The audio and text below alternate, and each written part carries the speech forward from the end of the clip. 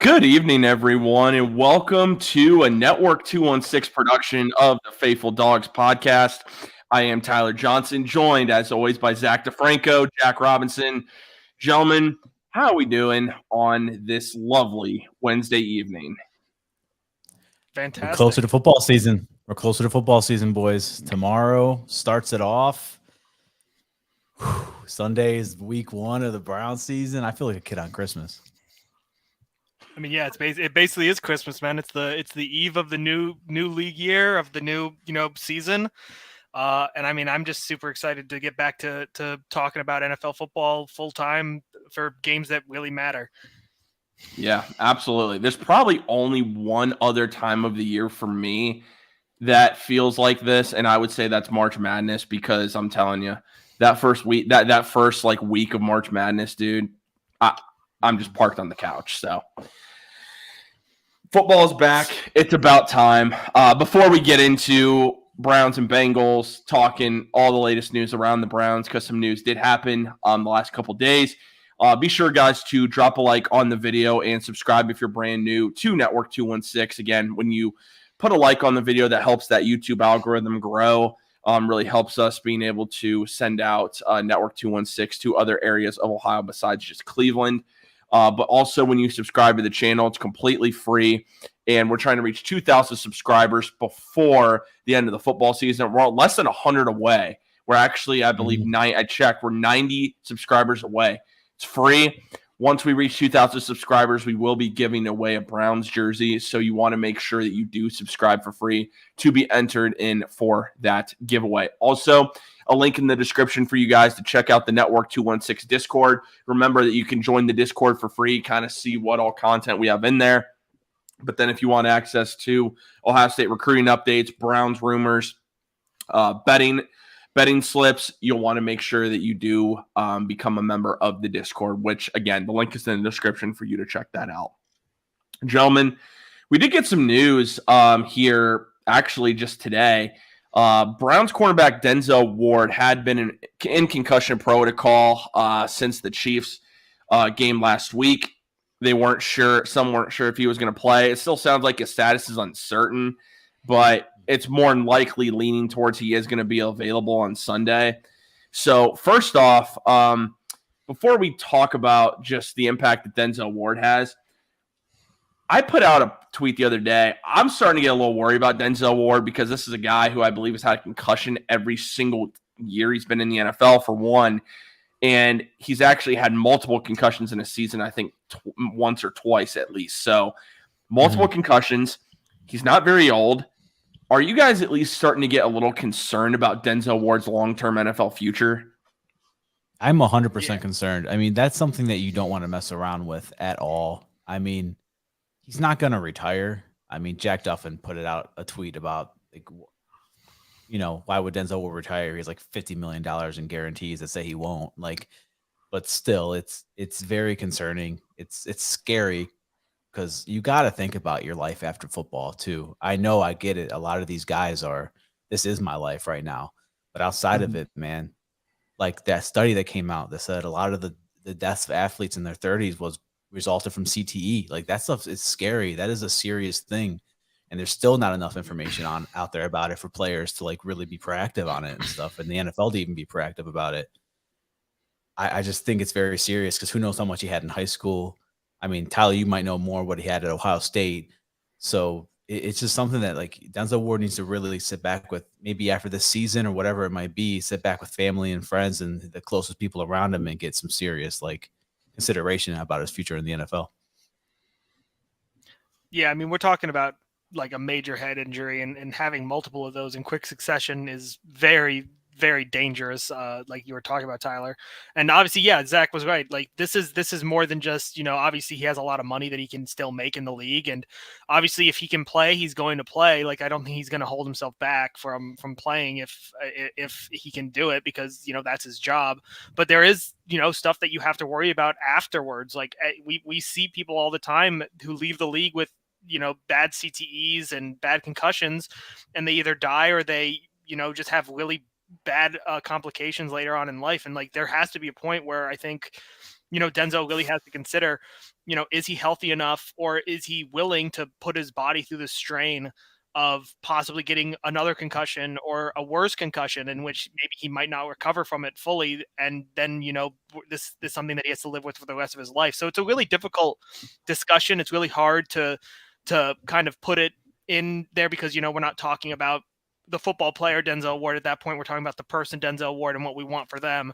And that really just comes down to him and his family. So as much as I'd love to see him continue to play, obviously I think that if he comes to the conclusion at some point, either this season, next season, or if he has another bad concussion and it's almost like he's forced to do it, I think that whatever is best for Denzel, he needs to take that path.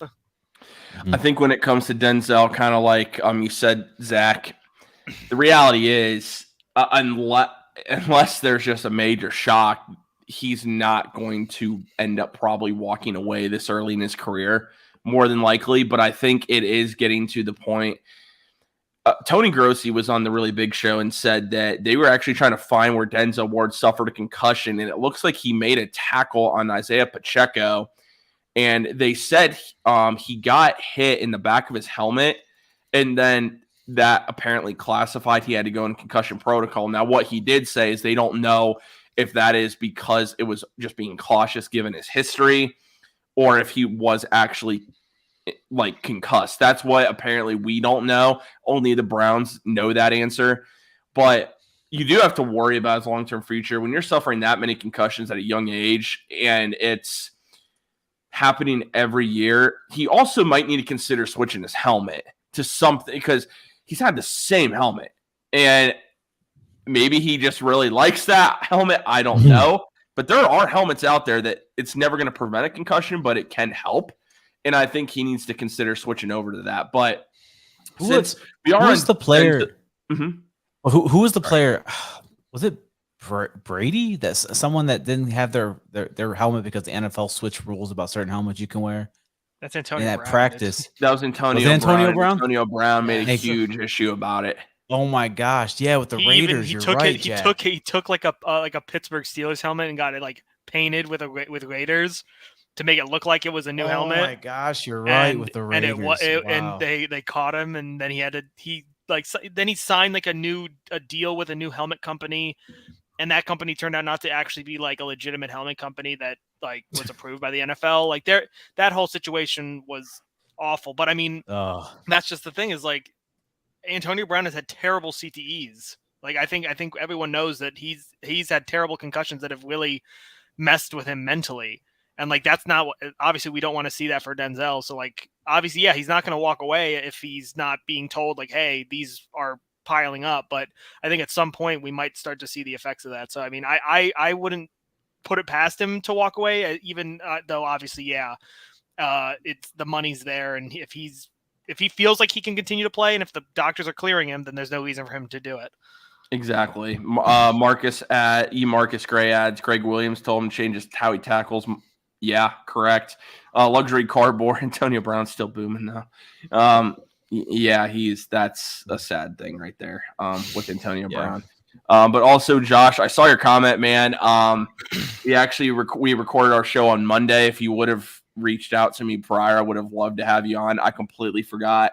You're alumni of YSU, but I'll remember that for the future, man. So appreciate you reaching out. But anyway, guys, so now that Denzel Ward is likely to play on Sunday, talk about the impact you think he's going to bring to this defense. There's no secret that Denzel Ward, against anyone else in his career, Denzel Ward against Jamar Chase has been fantastic. Jamar Chase has the two worst games of his career against Denzel Ward. What does his impact mean for this defense and the Browns' chances of beating the Bengals on Sunday? Well, it means that the number one guy for the Bengals is going to be up against one of the best cornerbacks in the league. And if we're talking about, what you really want to do to get off to a strong start against the Bengals, it's limit Jamar Chase and Joe Burrow's connection as much as possible. Now, half of that is obviously going to be Denzel having to just do what he does against Jamar, which obviously, as you said, he's very proficient at limiting Jamar's ability to, make big plays, although he still does every once in a while. He's Jamar Chase. He's one of the elite wide receivers in the league. But if you can limit it just a little bit, just an extra couple seconds that, Joe Burrow has to think about it. You give help to that defensive line to be able to get pressure and maybe get a sack. I mean, this Browns defensive line, they seem to always, I think I saw a stat, they average the most sacks against the Cincinnati Bengals more than any other team. So if you can just give them an extra second to get a pressure, to get up in Joe Burrow's face, to get any sort of, to get a sack, get a QB hit. All of that is super important to making it so that the Bengals offense cannot get into rhythm, cannot, make advances down the field, which, they want to do. They want to be explosive. So if you can just limit those big plays, you have a way better chance of winning the game. And it all starts really with Jamar Chase, because that is really the cornerstone for Joe Burrow's offense.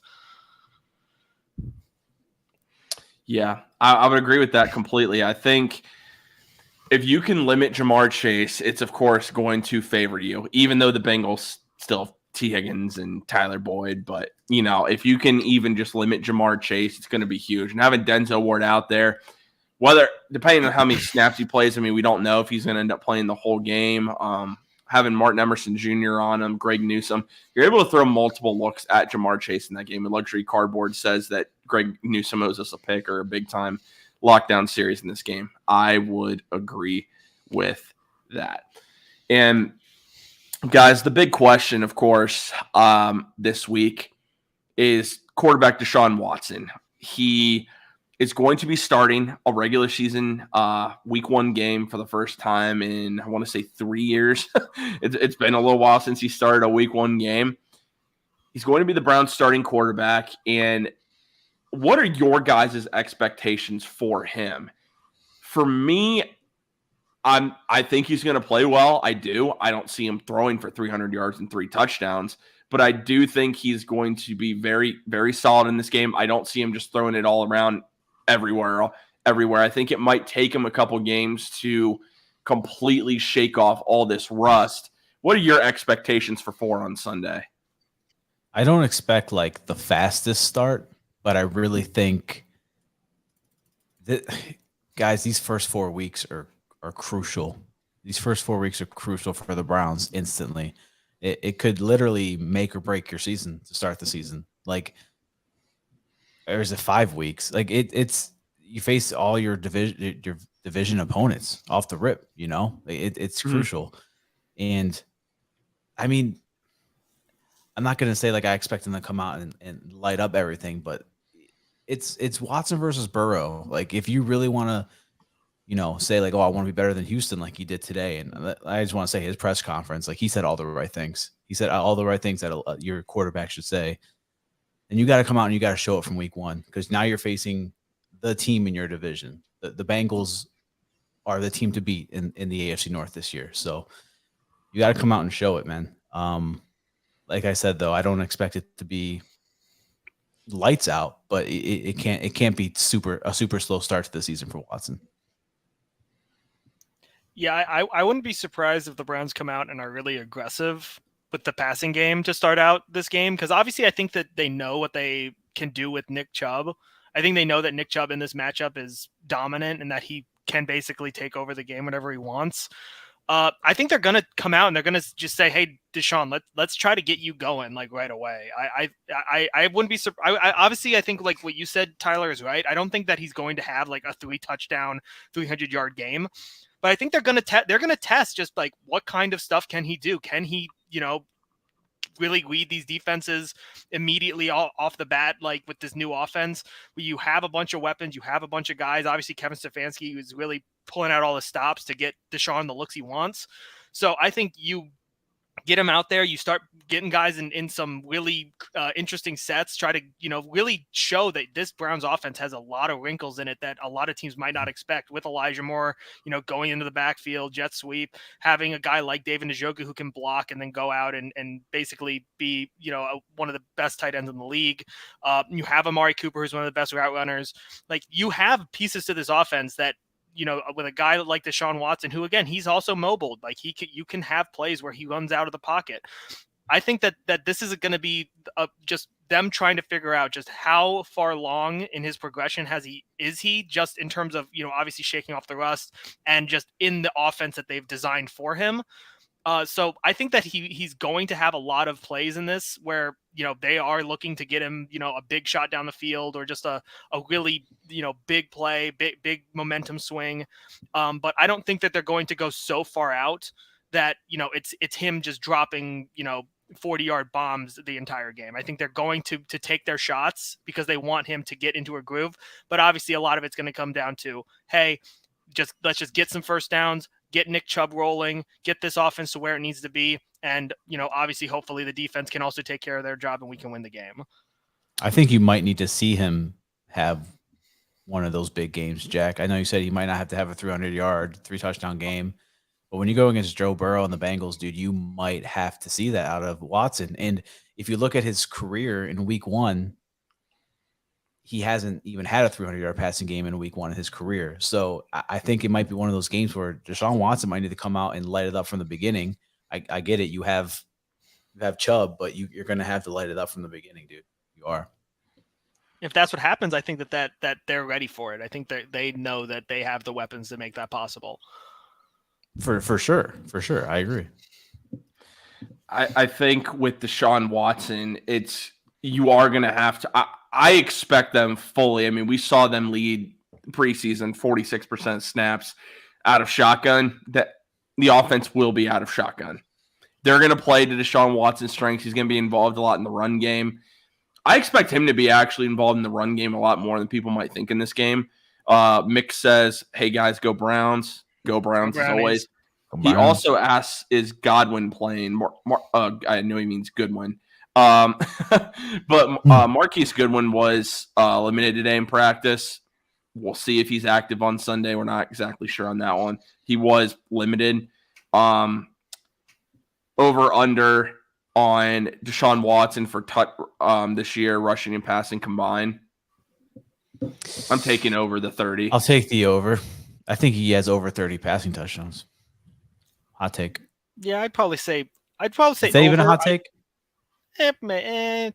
I don't think it is, but in this, some might think it is though. But I don't. We haven't technically seen this new and improved Stefanski offense, but I have a feeling he'll have over 30 passing touchdowns. Yeah, I don't know if it's going to be that far over 30 combined because I do think that once they get in the red zone, they're just going to they will lean on Chubb a lot. I do, yeah, and I do think like they don't want Watson to be like, running the ball like that. Correct. I think, but they know, hey, we got a quarterback that can make plays outside of the pocket. He's a creator on the field, so they know what they got in him still. So there's still, that possibility. Yeah, take advantage of what he can. The Browns have not had a talent like Deshaun Watson at quarterback. Use that to your advantage. Now, don't call 10, 15 design runs because that's just not his game. He's not Lamar Jackson here. But get him involved in the running game because good luck defending a team with Nick Chubb and Deshaun Watson in the backfield and trying to key on which one of them you need to. Well, yeah, but I mean more so in the backfield when it's those two. Like, good luck trying to make a decision there. Yeah, either way, it's going to be. I'm just saying that pistol look with Elijah Moore confused the hell out of Kansas City. That did. So I'm just saying that's going to be dangerous. Over 40, I don't. We'll see. I mean, I don't know. Maybe I don't know about that one. I don't know about over 40. We'll see. So now you look at the rest of the offense this week. What are you guys really intrigued to see? I know that we saw some glimpses in the preseason, but of course, you're never going to see much in the preseason because no team is going to give away what they're going to do. Mm-hmm. So what do you guys want to see from the offense this Sunday? Or maybe not necessarily see, but what are you most looking forward to watching? I want to see just how much, I'm most interested to see just how much Elijah Moore is in the backfield to start a lot of these offensive sets. Because, I think that he is just such a wild card. And kind of, he is like a jackknife. Like you kind of, you have like Kareem Hunt. We saw him go, he was behind the quarterback and he would go out wide or he'd go in the slot or something. And I mean, we know Elijah has so many different, talents, and he's able to do so much that I'm really curious just how much they're going to bring him in the backfield to create mismatches on the defense. Cause I think if they think he's going to do something, or even if they don't, you can just take advantage of that so many times with a guy of his caliber and his speed. That obviously we've seen like a lot of different iterations of bringing a guy in the backfield or jet sweep motion or stuff like that with guys like Anthony Schwartz. But when you have a guy like Elijah Moore, who you can then actually, have him go out and be a receiver who can catch the ball, and you can really get mismatches on the defense, I think that it's such a great opportunity to really see how Kevin Stefanski utilizes a guy like Elijah Moore. Yeah. I'm all honestly, aboard Elijah Moore. You guys know that. Dude, 100%. I'm very excited to see how we use him and what kind of mismatches it creates for defenses and linebackers. So, but I really just want to see, he said he's got the keys. I want to see what a franchise quarterback who was given the okay to do what he wants at the line of scrimmage, no huddle offenses, what 4 is going to do to take over a game in big time moments, because I think even in week 1, you're going to need it. It's a division game, Battle of Ohio. You're going to have to see him come out of his shell fast and early on in the season. So like I said earlier, so I want to see what this looks like now in this new offense moving forward, because it's going to be exciting. It's not game management offenses anymore. This is game on the line. You take over the play calling. You call your best play, and that's literally what you're going to see. So it's going to be very exciting. I'm really looking forward to it. Jack, I could easily go with you and say Elijah Moore. That to me, because I mean, I've been on the Elijah Moore train ever since the Browns traded for him. You had a hot take on Twitter today. I did have a hot take. Elijah Moore will lead the Browns in receptions this year. Wow, that is a hot take. Listen, I don't know if it's as big of a hot take as everyone thinks, because I don't think Elijah Moore is going to be used in more ways than anyone else at wide receiver in this passing game. He's going to be used out of the backfield. He's going to be used in the slot. He's going to be used out wide. He's going to be Deshaun Watson's favorite target. And I don't mean he's going to have the most touchdowns. I just think he's going to be that guy Watson looks for in the middle of the field, someone that can open up his own defense and just sit on a comeback route and just be right there for him. He quick slants. Elijah Moore, we also forget, along with Amari Cooper, is one of the best separators in the NFL. So I do think him leading the Browns in receptions is not it is a hot take, because we have Amari Cooper on this team. Like, I get it. And I do think Amari Cooper is still poised to have 1,000 yards this year. But I think reception-wise, Elijah Moore could lead this team in receptions based off all the ways that he will be used. And also, if you tune into the pregame show, which we will be having at 12 o'clock on Sunday, an hour before kickoff, I will be wearing the Elijah Moore jersey. So just for anyone in the chat who is remotely curious about that. But I think the big thing I want to see the Browns have some swagger on Sunday. I want to see some swagger. I want to see them come out, maybe be a little mean. I want to see them really set the tone. A lot of times the Browns come out in these games and they score on the first drive. Kevin Stefanski, you can say whatever you want about him as a play caller. Kevin Stefanski is one of the best in the NFL at scoring on the opening drive. Hands down. Yep. Not close.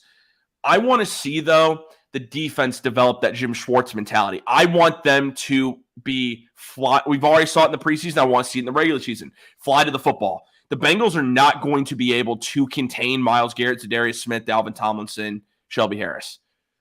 But on the offensive side of the ball, I just want to see David Njoku take that next step. I predict he's going to have a touchdown Sunday. I said that earlier in the week. I think he does have a touchdown Sunday. I think David Njoku could even possibly have 2 touchdowns on Sunday. I think he is such a mismatch for the Bengals. Now that you have Elijah Moore, DPJ is taking that next step. Deshaun Watson is the quarterback that we think he is. I think David Njoku has a huge game. I really do. Mm-hmm. And he justifies the money the Browns are paying him. And by the end of the year, David Njoku is a top 5 tight end in the NFL. Yep. I said that too, man. I said that too this week. I completely see it. 100%. I don't even think he's had over 4 touchdowns in his career, Tyler, in 7 years. Yeah, it's. Yeah, I'm trying to dude. think.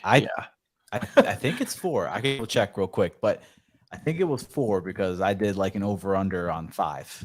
So I think it was 4. But I mean, you got to think about it though, dude. Like he's been here since the teardown, you know. So hmm yeah, he hasn't had over 4. He has not had over 4 touchdowns in his career. Dude, I think this is the year where you see David Njoku, Pro Bowl David Njoku. You see it this year. You see, like Tyler said, top 5 David Njoku. This is going to be a big year for him, especially in the red zone. I think only Travis Kelce had more red zone targets than him last year. So hmm this is going to be that year for David Njoku. I think he knows it. I think Stefanski knows it. And the fans are going to see real fast. And Casey adds, Moore gives them quick, easy yards, exactly what this offense lacked last season. It's another reason I think he leads them in receptions. They didn't have a guy like Elijah Moore.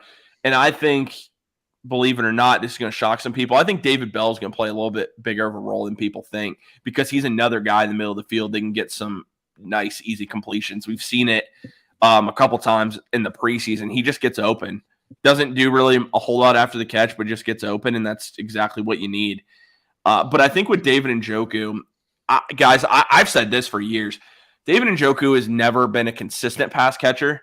He's always had those drops. But I'll tell you, when you get to the red zone, David Njoku, you see right here, and we saw against Tampa Bay, the game-winning touchdown that he caught. The guy catches anything that's to him in the red zone, it seems like. And so that's why I think he's poised for an absolutely huge year. What questions or things are you a little concerned about offensively going into the game on Sunday? What, if any, concern do you guys have? Left tackle. Yeah, Left tackle, dude. Yep, I had a feeling. I If don't you really know think about it, what though, else. if you really think about it, though, like okay, wide receivers, like we just nailed it. We're like, okay, Like running what? back. Jerome Ford versus Pierre Strong, I guess. I mean, who's behind Chubb? I mean, but I'm even not then, really it's too like, worried. I'm not really too yeah, worried I'm not about worried that, just about because that. I just don't want to see Jed Wills get Deshaun killed this year. That's it. And I think he could have a better year. I think I overreacted. I'm gonna sit here in a minute right now. I might have overreacted a little bit in training camp. All right, I might have. What? I don't want to go out. No. I don't want to go out there and block Myles Garrett 1-on-1. All right, I don't. But I'm also not getting paid to be a left tackle in the NFL. So I really I want to see Jed Wills come into form. I want to see him be the guy we drafted. And that's the only question mark I have right now.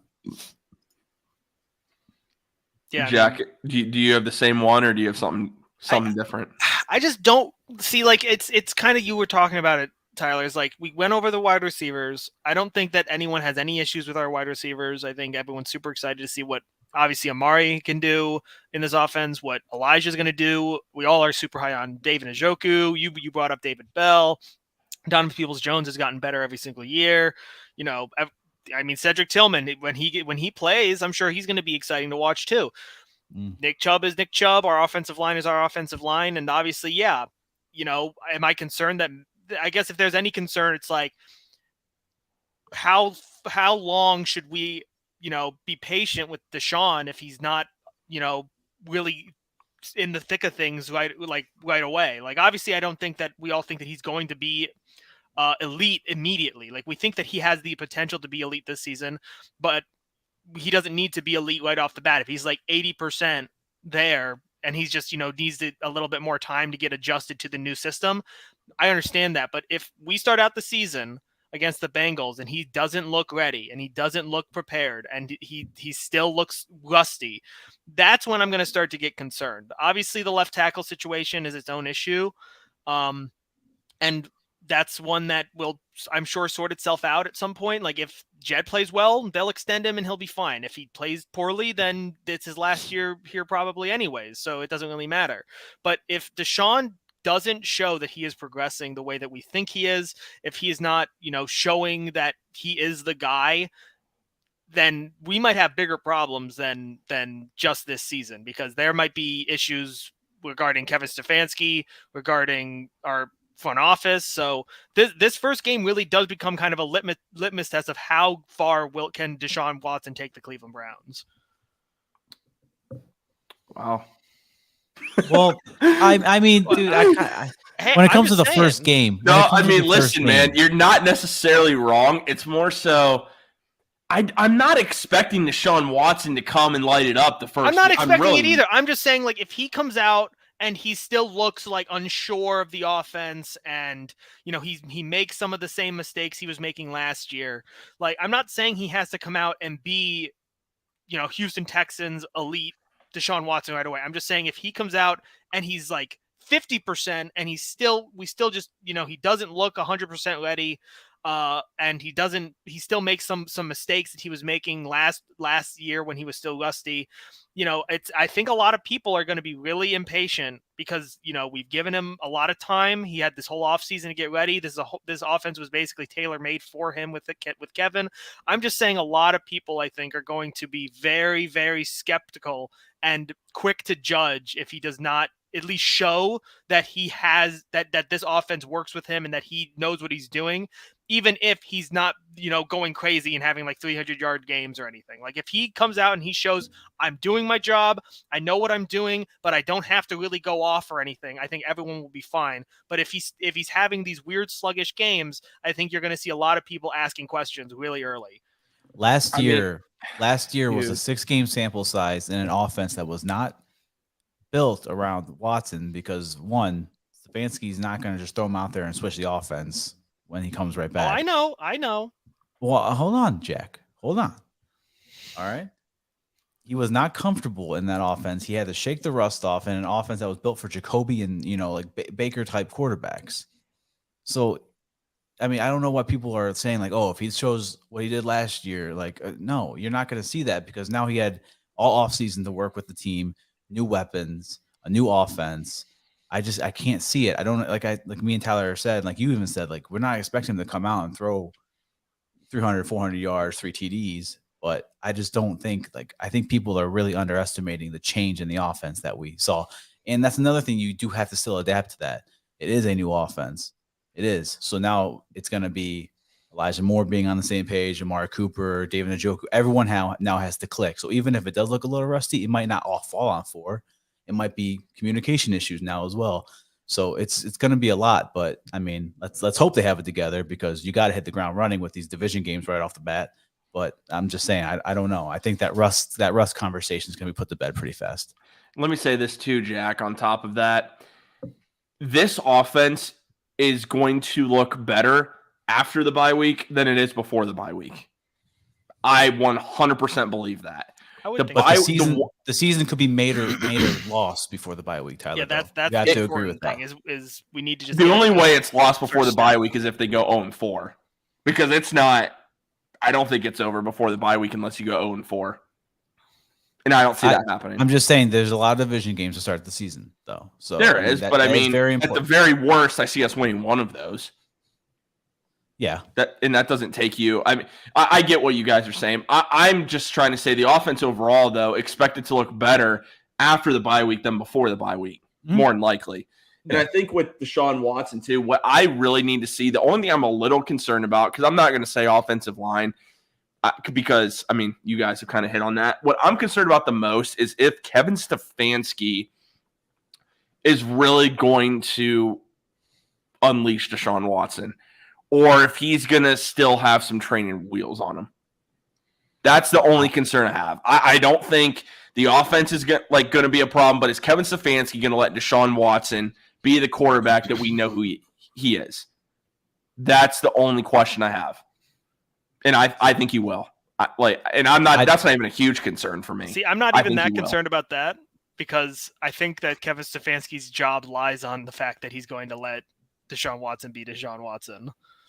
Yeah, and like he said, he said he has the keys. Stefanski came out and said that he feels comfortable giving Deshaun the lead to run the offense, like Deshaun to run the offense. Like I don't know if people really truly understand what that means, like from a quarterback perspective, but like Deshaun will be calling plays this year.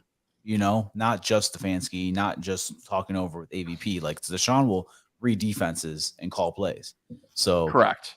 That's something completely different. Like last year, Jacoby, I'm sorry, he was not doing that. Baker was not doing that. So yeah, to your point, Tyler, I want to see what Stefanski does if there is adversity with Deshaun, these first few weeks of the season as well. Are you still going to trust him to run the offense, call plays if stuff starts to kind of, backfire a little bit and, it's crunch time? Or are you going to, take the realm back and call, do what you got to do? So that's different as well. So I get what you're saying as well. And it's not even a major concern for me. It's just we have heard it. I just need to see it. Mm-hmm. So, yeah, I'm not overly concerned with that personally. Now, flipping over to the defensive side of the ball. The Browns are absolutely loaded on defense. That defensive line arguably is no longer a weakness. It's not only a strength of the team and maybe the biggest strength of this team. It's now on paper, again, say on paper because we need to see it, one of the best, most talented defensive lines in the NFL. The reality is on Sunday, and I said this, I was on a Bengals podcast last night, I don't see any team in the NFL that can consistently keep Myles Garrett and company off the quarterback. Like, I'm expecting this defense to have 4 or 5 sacks a game and maybe even more in some other games. What are your guys' expectations for this defense on Sunday? Joe Burrow has struggled against the Browns. He is 1-4. That one win came at the end of last year. He has never won in Cleveland. The last time the Bengals won in Cleveland, Andy Dalton was their starting quarterback. So what expectations do you have for the defense on Sunday? And what do you really want to see from Jim Schwartz in this defense? I want to see packages to get to the quarterback even more because obviously we know Myles Garrett's going to get there. I want to see Darius Smith get there. I want to see Dalvin Tomlinson get to the quarterback. Ogbo, I want to see this entire new and improved defensive line get to Joe Burrow and just rattle him fast, rattle him early. And I think that is honestly my biggest, I know we'll talk about it Sunday, Tyler, but I think that's one of my biggest keys to victory is this defensive line, this front seven and how they can control the line of scrimmage. Yeah. I mean, let's just call it what it is. I mean, the Joe Woods defense could get pressure on Joe Burrow. I mean, the amount of takeaways, sacks, pressures, hits that they could generate, and that was with a half clock, clocked out Jadeveon Clowney and Jordan Elliott being your only depth at defensive tackle. I mean, we're talking about a massive overhaul here in terms of not only just personnel but coaching and depth. So I think that when you look at this defense, you're expecting them to be world crushers. Like, these are guys who are going to, like, Jim Schwartz has an absolute jack of all trades on basically every position. I mean, you have Myles Garrett, who's unblockable. You have Zadarius Smith on the other side, who basically forces teams to make decisions like, how many guys are we going to put on the line? Who's getting double blocked? Who's getting chipped? Like, they're going to probably have to chip Myles every single play to even keep themselves above water, because otherwise you have guys like Shelby Harris. You have guys like Tomlinson. You have guys like Zadarius Smith on the other side that they're all, beasts in their own right. They can get to the quarterback by themselves. But then you add on the fact that you have a guy like Myles who you have to double to even keep him, yourself competitive with him. I mean, I just don't understand how a team like the Bengals, who, yes, they've made, a lot of strides on the offensive line this season. They got guys like Orlando Brown to help. But when you have a team that struggled against the Browns, when they basically only had Myles Garrett and a bunch of guys, and they go out and they get 3 dudes who are all beasts in their own right and add them alongside Myles Garrett, alongside a much more aggressive defensive coordinator, I think that the D-line is going to have a monster day. I mean, like 5 sacks, like 5+ sacks. And going on Mick's point, because I saw about top 5 D, if this D-line stays healthy, I'll take it a step further.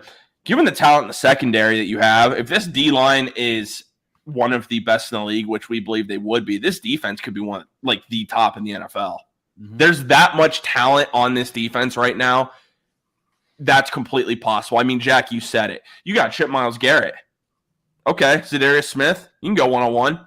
Dalvin Tomlinson, Shelby Harris, you want to go one-on-one? Oh, sure. Oh, Ogbo. Oh, we have you too. We can bring you in and rush 5 guys. Oh, good luck.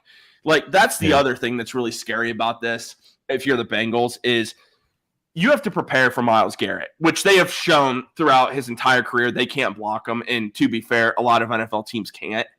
But his best games are against the Cincinnati Bengals. Mm-hmm. Now, even though they have Orlando Brown, Orlando Brown's a solid player, but he's not worth the money he got, first off. Statistically, he's actually kind of overrated as a left tackle.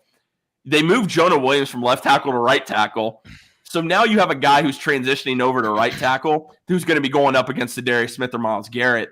And then you get to send either play these guys together, or if Myles Garrett needs a breather, there's Ogbonnaya Okoronkwo, who was one of the best defensive end as far as creating a pass rush percentage last year.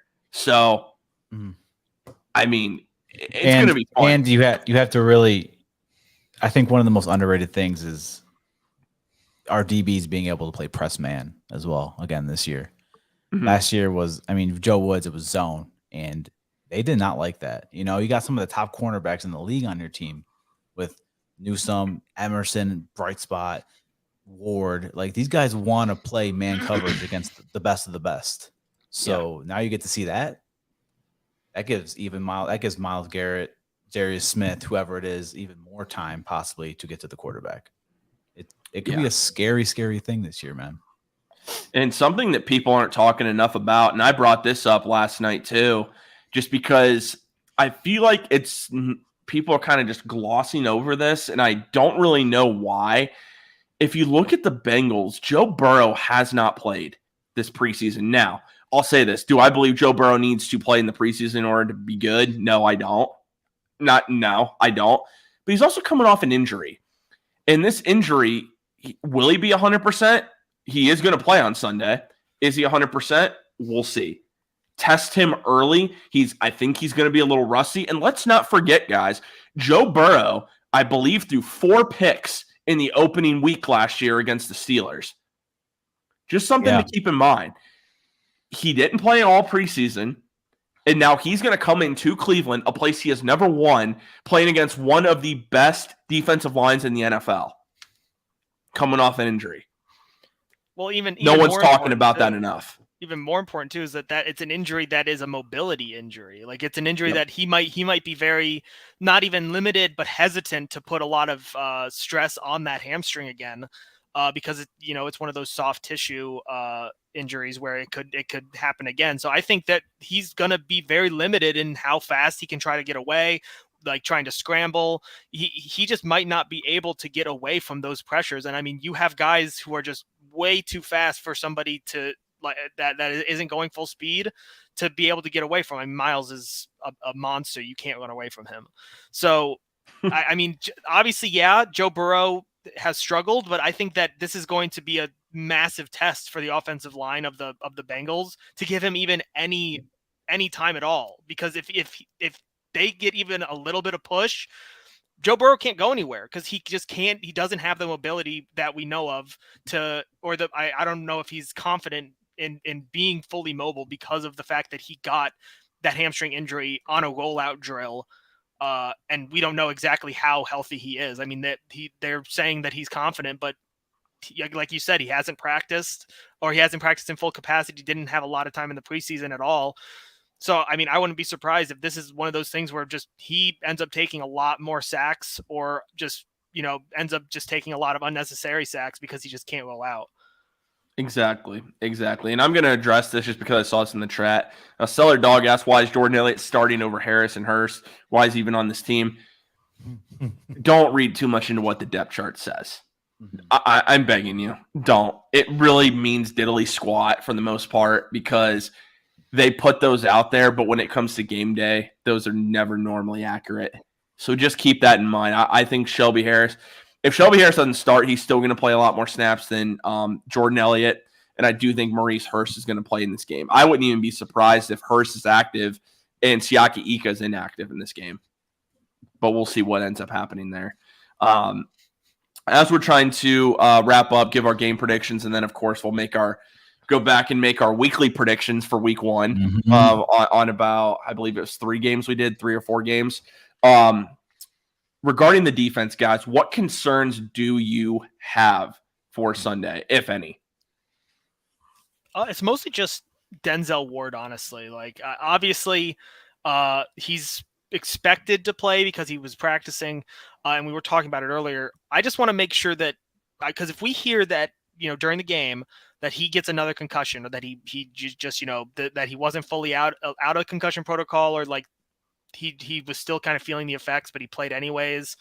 I mean, that could just be like, he might be out for a large patch of the season, if not the entire season. I mean, he was out just 2 weeks with this last one. And if you get another one in such quick succession, I mean, that's a really long recovery process. So I think that I'm just mostly worried about Denzel Ward staying healthy every single game, especially this one. And, just making sure that he's available for the rest of the season. Oh man, I'm very, very I've been hyping up this defense since we got Schwartz, basically. So, but I guess I would have to say the question mark for me would be linebackers still, the second level. Yeah, that's where I'm at. I think the defensive line, Tyler, you've noted it a bunch of times in the offseason. The defensive line alone that's a win for the linebackers. The linebackers won the offseason because of the new and improved defensive line. But they're going to have to make a bunch of plays.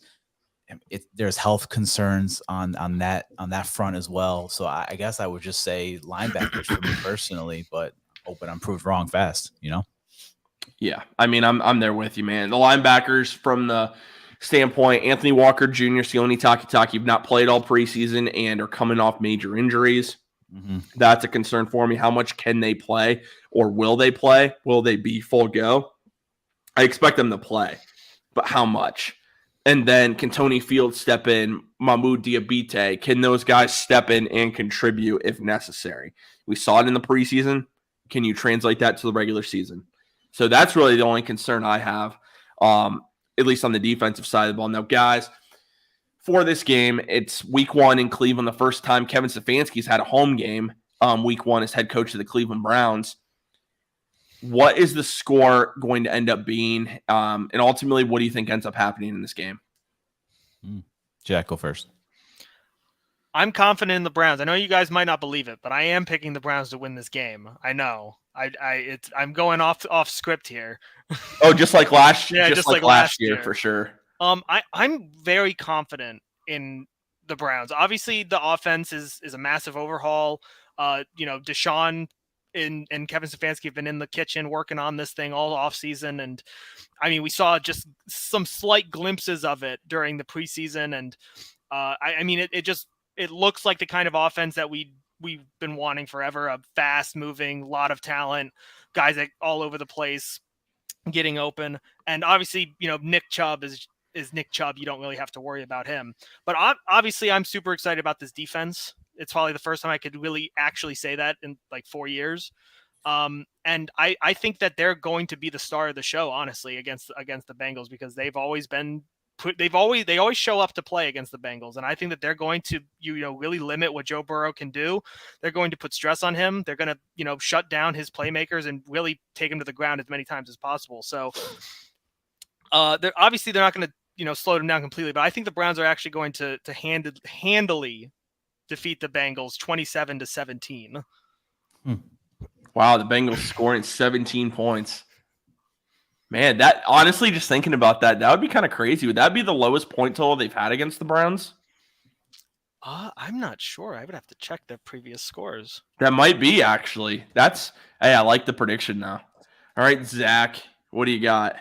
I think this is going to be a very close game. And guys, I'm going to say it.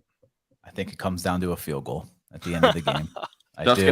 D-Hop season, baby. I think D-Hop season. I think it comes down to a game-winning field goal. I got Browns 27, Bengals 24.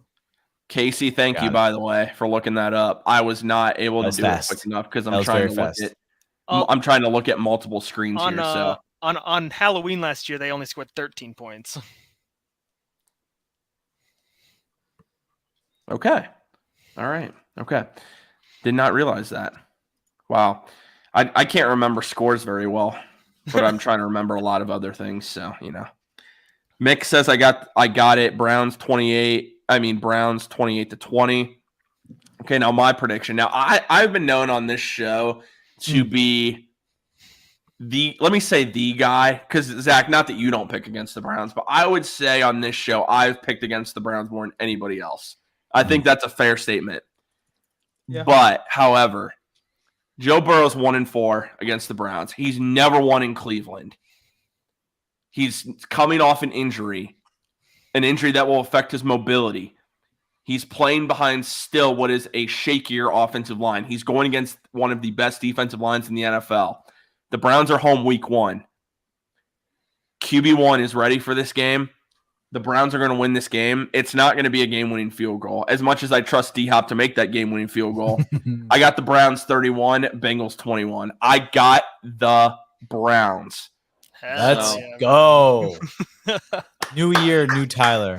New year, new Tyler. Let's go. I'm still pretty realistic, but, I got the Browns for this one. Gentlemen, now this is the fun part. We have to everyone make sure we actually keep track of the teams we picked this year, so that I'm good. Don't worry. Okay, we about can me. make sure. Okay, I'm we can make track. sure. I'm keeping track. Okay. New year, right. new me as well. New year, new me. Don't worry. So, yeah, I believe last year I won, and then did you guys tie for second, or did we? No, I think I got really far behind because I kept choosing the Browns to win, and I kept losing. So I kind of got screwed. I got screwed over with my record. Do you guys have all the games pulled up, or do you need me to pull it up? No, I got them. Okay. But if you want to pull them up for everyone else, go ahead. That's okay. Who wants to go first? I guess I'll go first. Yeah, go for it, Zach. You got it. All right, because I kind of want to do something fun. Actually, I'm not going to pull them up because I don't want YouTube to possibly give me a copyright. Oh, you know what, boys? I don't know why I am, but I am buying into the hype of one quarterback that I didn't think I was ever going to buy into the hype for. Sam Howell. I'm buying into this hype, dude. Howell. I am, dude. Hey, man, I'm on board with Sam Howell this year. I got him in a couple leagues. So, and I think the Cardinals. I think Gannon's like in for a shit show this year, dude. I do. You guys take the bus. You guys take the bus this year. Come on, like I don't know. Josh Dobbs is starting. I love Josh Dobbs. I wish him the best, but Commanders defense isn't a joke either. That defensive line is great. So I got Commanders beating the Cardinals. Zach, I don't know if that's you being like, I'm super in on Sam Howell, and we're like, the Cardinals are going to suck. They're tanking. So I'm just going to choose all the teams that they play. The team voted him to be a captain, dude. I started reading into him a little bit more. Yeah, man. I love that guy. I watched some college film. I don't love him. No, I don't love him at all. I'm buying into his hype a little bit this year. Okay. What do you think, Tyler? With Sam Howell? Nah, just what's your prediction? Oh, for that game? No, not for this game. Just one of your predictions for this week. Oh, well, you want me to go next? Yeah, you go next. I'll go third. Okay. All right. I was actually still looking at him. Okay, let's see. I was tempted to pick the Steelers over the 49ers, but then Nick Bosa signed a contract extension. Yeah. So that really, any thought of me doing that. I'm going to go with a tougher one here because normally the Packers have been the class of the NFC South for so long. And hoping my wife and in-laws aren't listening to this, I am going to take the Bears over the Packers at Soldier Field. I hope they're not listening to this. This is not me hating on the Packers. It's just I think Justin Fields is going to ball out this year. And I think the Bears have a much better team, so we'll see. Do you think they have a much better team or just a much better quarterback? I think their roster is vastly improved from what it was last year. And I think they're a sleeper in the NFC South. I agree with that. I agree with that. All right, Jack. For me, you know what? I'm going to go with the game that's coming up tomorrow. And I'm going to choose the Detroit Lions to beat the Wow. Kansas City Chiefs on Thursday night. Dude, I don't know what it is. I'm buying into the Lions. I Buy am into super Jahmyr high on Gibbs. the Lions. Jameer Bruh. Gibbs. Amon-Ra St. Brown, Jahmyr Gibbs, Sam David Laporta. Montgomery. Jared Goff is somehow like, I don't know, man. This is gonna be a high scoring game. I think it's going to be a super fun game. It's a great game to start off the NFL season. But I think those guys in the blue and silver are going to beat the Kansas City Chiefs. I am buying into the Lions. I will say what is in their favor is Chris Jones and Travis Kelce, not because I don't believe Travis Kelce will be playing. Nick just said it in the comments as well. Yep. So that's in their favor, but Mahomes is Mahomes. I know Mahomes is Mahomes. Like, well, I guess, hey, man, we'll see. I hope they beat him. I really do hope they beat them. Kadarius Toney's playing, right? He is, Toney, but you got Sky Moore, Rashee Rice. You still got Pacheco. Like, I mean, forgetting a very important name there. Justin Ross. Oh, very true. Telling you, if you guys in the chat want a sleeper in fantasy football, remember the name Justin Ross. Just saying. Just saying. All right, Zach, you're back on the clock here for your second pick. Oh man. Okay.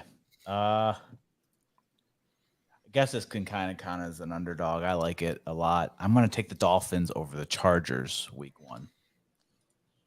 I don't know if that's really an underdog. It is. It is the Vegas. Mick, who is Justin Ross? I'll answer this real quick because I'm huge on this guy. Justin Ross played at Clemson, came onto the scene as a freshman, and was absolutely fantastic. Suffered a lot of very serious injuries at his time during his time at Clemson. He went undrafted in the 2022 NFL draft.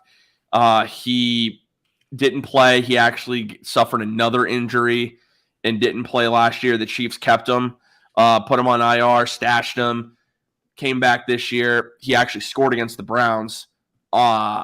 He's a talent. And if Justin Ross did not have the injuries he'd had, he's a first-round pick. He's that type of talent at wide receiver. Just keep an eye on him. I wish the Browns could have. He was an undrafted free agent. The Browns should have made a move. That's all I'll say. Okay. Anyway. Jack, Dolphins are underdogs in this game. Also, he is a wide receiver. Yes. Sorry. So I thought I clarified that. So okay. You know more than Vegas, Jack. All right. He might. Look, I don't know. When I heard the names, Jack I'm the just bookie. like, I don't know. I like the Dolphins over the Chargers or that one. But what do I know? Well, time out. Don't drop Bateman for Justin Ross. I'm saying keep the guy on your radar. I wouldn't drop Bateman. Drop someone that's worse. All right. Anyway. On the fly fantasy advice here. Anyway, for my second one, I'm aboard the Big Blue. I'm going with the Giants over the Cowboys in East Rutherford. Daniel Jones, I'm not saying he's going to light up by any means, but I think that he is going to be solid once again this year. Saquon Barkley's back. The Cowboys, overrated every single year. Every single year. Give me the Giants in that game. I like also, it. he adds, I have no other wide receiver, and I hate that I have a rat bird.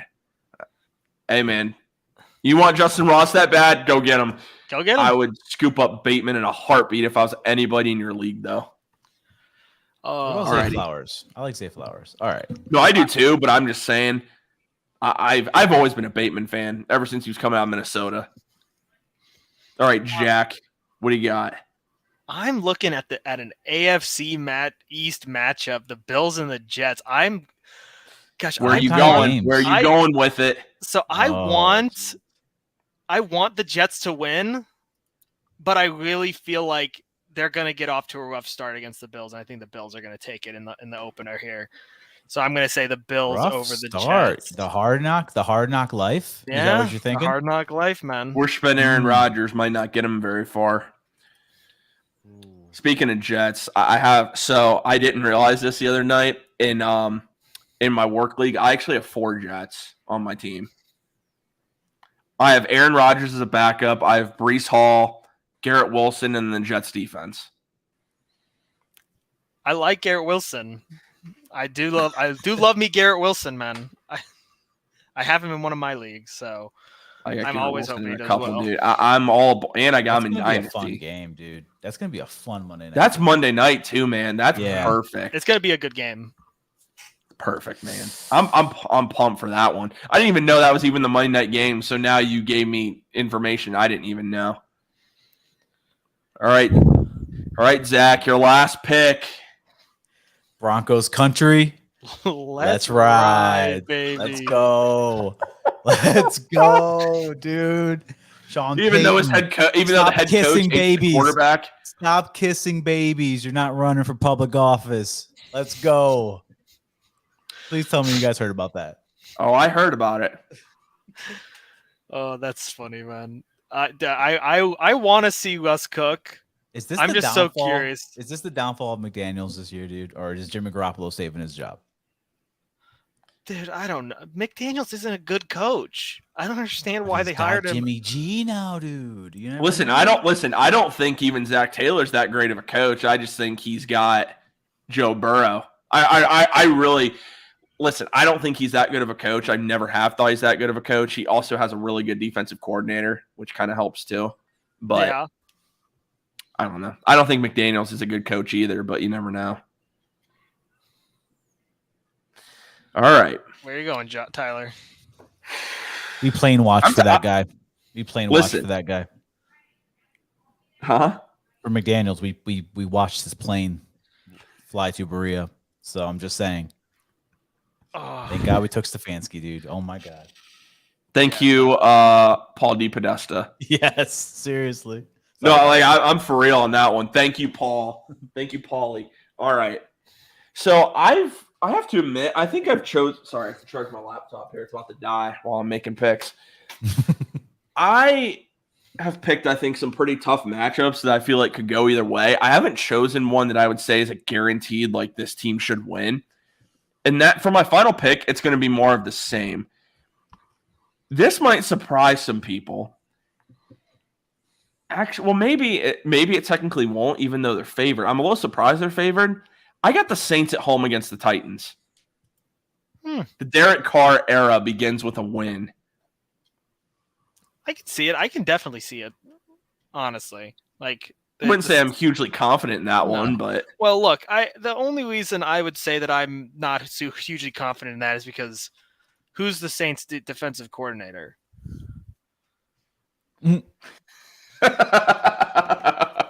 So, I mean, I don't know, man. You do you, but they're also very hard to beat, though, at the Superdome. Yeah, they are hard to beat. They do have a really, really good home field advantage over there at the Superdome. But you think you have it in the bag, and then the defense gives up 2 touchdowns in 2 minutes to the Jets. So, so the Saints over the Titans.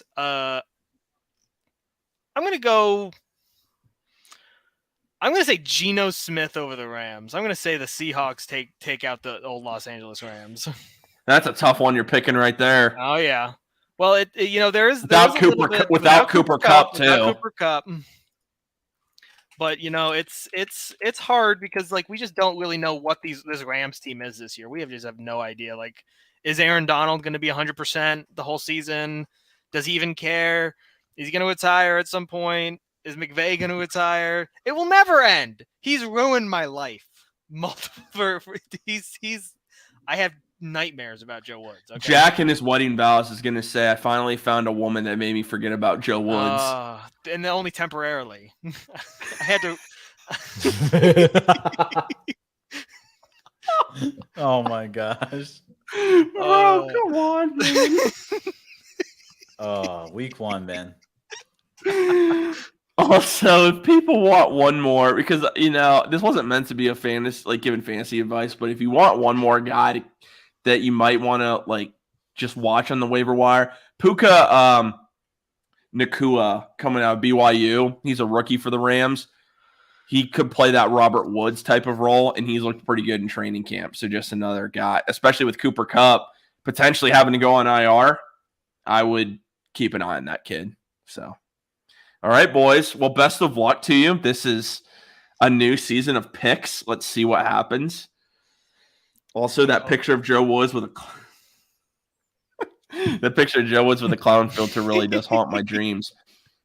But something that doesn't haunt my dreams, Jack, that is my homage gear that I'm wearing. Because I'm not going to find anything more comfortable. So what I have to say is, Jack, why are you so in love with homage? We talk about how you're obsessed with Joe Woods and how he's ruined your life. Tell us why homage is the love of your life. Well, I mean, living in Ohio, it's super temperate, so we get all the best and worst of every single season. I mean, if you were outside at all this weekend, hopefully having a good time this holiday weekend with your friends and family, it was hot in Ohio. It was like 90 plus degrees. So obviously you need a lot of short sleeves because you're probably sweating through them like crazy. So you need to make sure you have a wide variety of awesome shirts to be able to show all your friends and family, all the sports teams that you support. And obviously, next week it's going to be like 70. It's going to be nice and temperate because we're getting into fall. And soon it's going to be like in the 60s and 50s. And you're going to probably need a long sleeve. You're going to need a hoodie.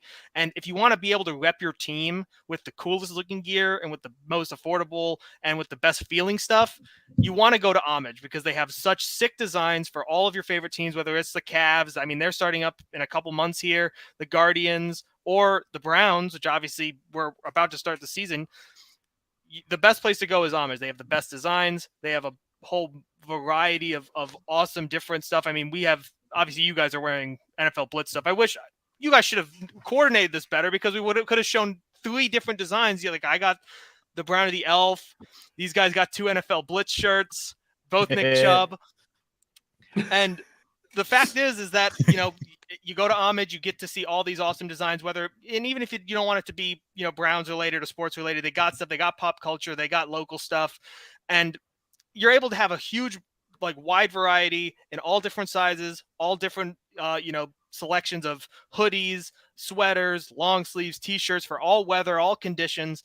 And it's at a great price. It feels great. It's super comfortable. You're going to love it when you put it on. And heck, you're going to go on there and you're probably going to see 5-10 things that you want.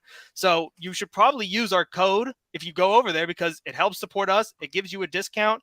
And it is basically the best way to shop for Browns gear if you want a wide variety of stuff. So yeah, I mean, and when I go on Homage, I forget about Joe Woods for a little bit. So that's a bonus too, if you're like me. So head over to Homage, check it out. They've got awesome stuff. They still have the Browns starter jacket, which is going to be sick and probably a necessity when you go to some of these cold games, because if it's super hot in the summer, it's probably going to be super cold in the winter. So you should probably look into that. Also, the only thing I have to add to that, Jack, we technically don't have a code. They have the link. It's the link. It's the link. There you go. I'm sorry. I want to make sure I just clarified in case, because the last thing we want is get 10 people messaging us, hey, your code doesn't work. Yeah.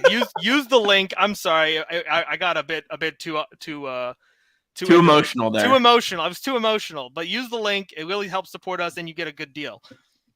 Exactly. Guys, anything else you want to add as we're wrapping up this? Finally, it's taken so long to get here, this week 1 edition. Just happy. Happy football's back. Finally, we get to talk about games. You stole my whole flow right there, but whatever. I'm just happy. Guys, be sure, once again, drop a like on tonight's video. Really help Network 216 YouTube algorithm grow. It's very simple, and all it takes is just a like on the channel. Also, subscribe if you're brand new. Network 216, less than 90 subscribers away from reaching 2,000. We're trying to do that as soon as possible. We can't do that without you guys and without your support. So we really would appreciate that. Remember, when we get to 2,000 subscribers, we will be giving away a Browns jersey to 1 lucky subscriber. So again, it's free to subscribe to the channel. At 10 o'clock tonight, we do have the Dog Chug. You want to make sure that you tune in on the Network 216 YouTube channel on in 45 minutes after us. Thank you all so much for tuning in to this episode of the Faithful Dogs podcast, presented by Network 216. We can't wait to talk to you guys all again next week. And go Browns, baby. Go Browns. Like, comment, subscribe. I'm stealing Jack's flow. Go to Homage. Like, comment, sub.